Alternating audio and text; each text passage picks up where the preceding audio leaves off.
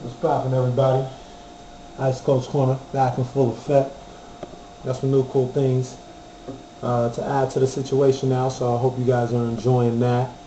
Um, I'm back, baby. This is my time of year, man. Basketball is taking over. All right, every night is ball night. No homo. You know what I mean? We've got the NCAA going down. We've got the NBA in full effect. Right now, I'm just going to focus on the NBA. And the biggest story in the NBA right now, that's the Miami Heat and their self-destruction right now. Like they're self-combusting against all these good teams that they're facing. As of today, they've lost 5 games in a row. All 5 of them, the opponents 500 or better. All of them within 10 points. Well, no, the San Antonio game was a dismantling. They got smacked around like their name was Susan. Um, Against Portland, they lost by 9 or whatever, but they had the Chicago game, which was a 1-point game. They blew a lead in that game. They blew a lead in the Orlando Magic game. And what's the other game that they blew a lead in?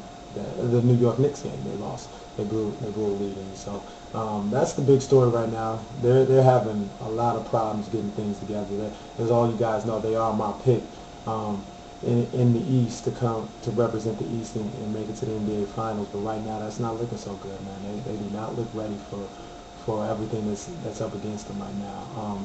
Dwayne Wade, LeBron James, the big story with them. I mean, they're playing good for the most part, throughout the 3 quarters of the game. But in that fourth quarter, the big speculation right now, the big issue right now is who's going to take over, who's going to be that guy.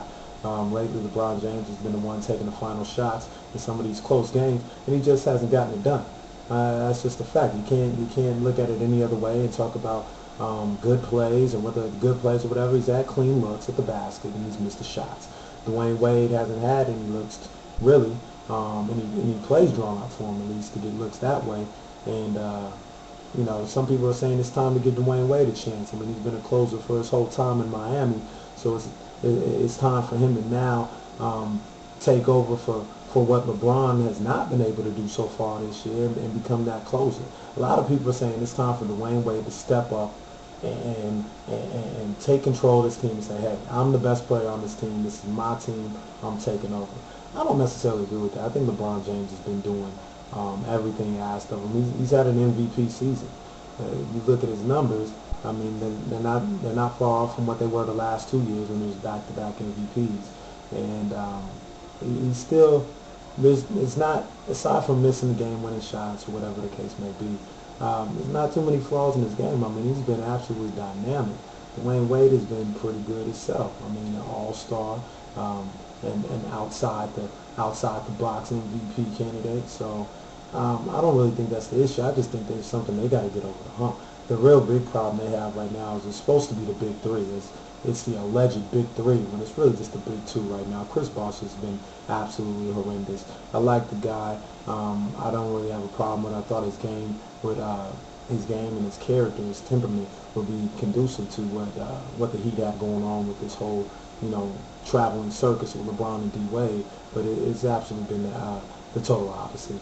If you look at the season numbers, they're not that bad. But in every big game, I mean, you look at Chris Bosh with a 118, a 3 of 14, a 2 of 15 performance every time they really need him, and he's been absolutely atrocious. All right, now the guy talks last night about how he needs to play like a big man and needs to get the ball where big men shoot the ball. Well, look, that's not what you do.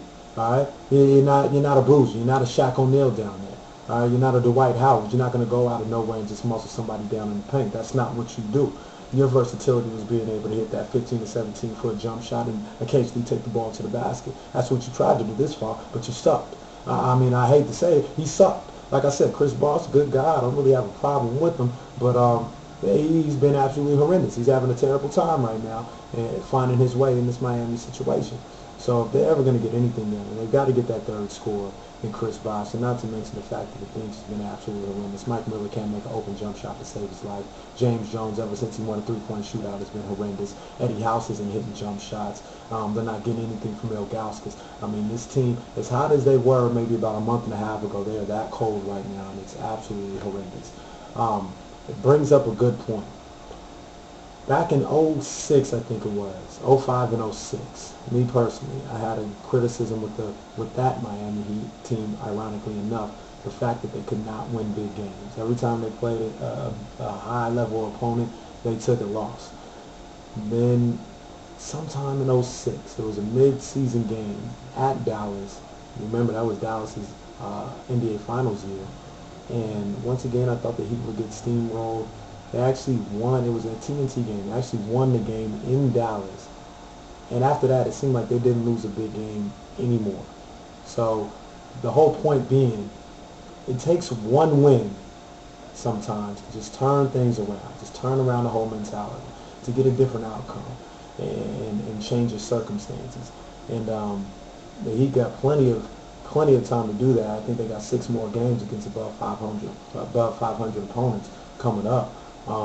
But they've got one particular game tomorrow night, well, tonight when you guys will be watching this, against the Los Angeles Lakers, who have been steamrolling everybody in their own right now. They are playing like the NBA champion that everybody wanted and expected them to play like.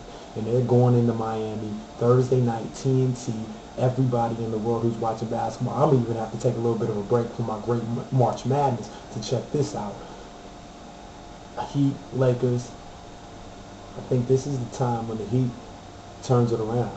They get that one big win in front of the world to show like, hey, we are all right. We are okay. We're a decent team.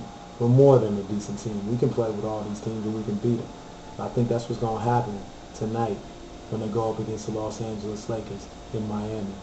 Miami will defeat the Los Angeles Lakers. You heard it here first.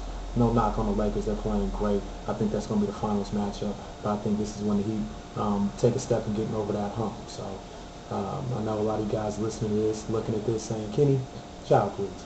Hey, look in my eyes. I'm telling you, it's going to happen tonight. So everybody check that out. I got my March Madness stuff coming right after Selection Sunday. It's going to be crazy. The March Madness has been great so far with the conference tournament, so I'm definitely going to get on the horn with that. I got a couple of guests, and yeah, I'm going to keep coming back with this NBA college basketball flow for you, man. So I'll see you soon. Holla at me, Icecold Corner. Tell a friend to tell a friend to tell a friend to check this out, man. That'll be good. 100.